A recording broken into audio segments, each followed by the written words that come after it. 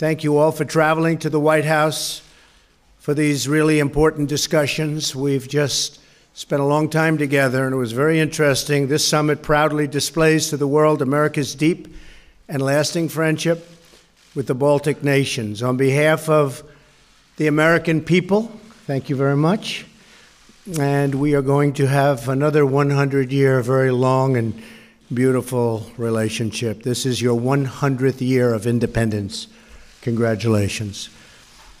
For a century, the United States has stood with the people of the Baltics in support of their independence, sovereignty, and self-determination. Through the decades of brutal Soviet occupation, the United States never ceased to recognize the sovereignty of the Baltic republics.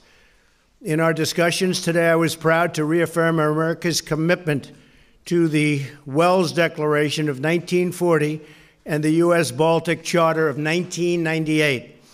These same principles lie at the heart of America's approach to world affairs, honoring the right of peaceful citizens and nations to protect their interests and chart their own wonderful destinies. All three Baltic republics are committed NATO allies. I want to express our gratitude to each of your countries for fulfilling your full obligations and meeting the 2% GDP benchmark for national defense this year. Your commitment to burden sharing is an example of really that other NATO nations and partners all around the world will have to all get together and bear. Some of them do not make the same commitment. Hopefully, they soon will. When nations are committed to peace and to security, they have to pay their share, and we will all enjoy a much more safe and prosperous future. Baltic countries are also providing security assistance and training as part of the coalition to defeat ISIS.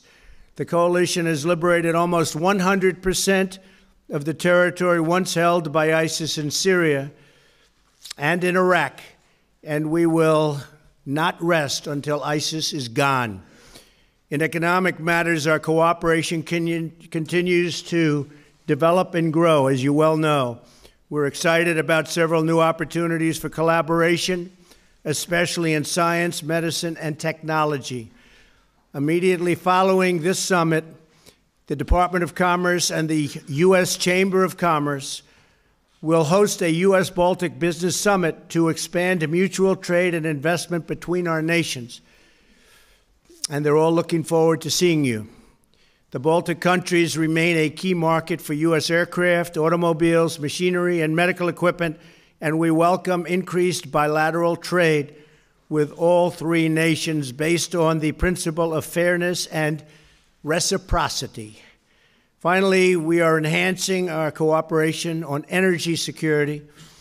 We're all collaborating to diversify energy sources, supplies, and routes throughout the Baltic region, including expanding exports of U.S. liquefied natural gas, of which you've become a bigger and bigger user. These are just some of the many wonderful opportunities we can seize together. To all three Baltic leaders with us today, thank you again for helping to celebrate, and this is really a very great celebration because it's a historic milestone.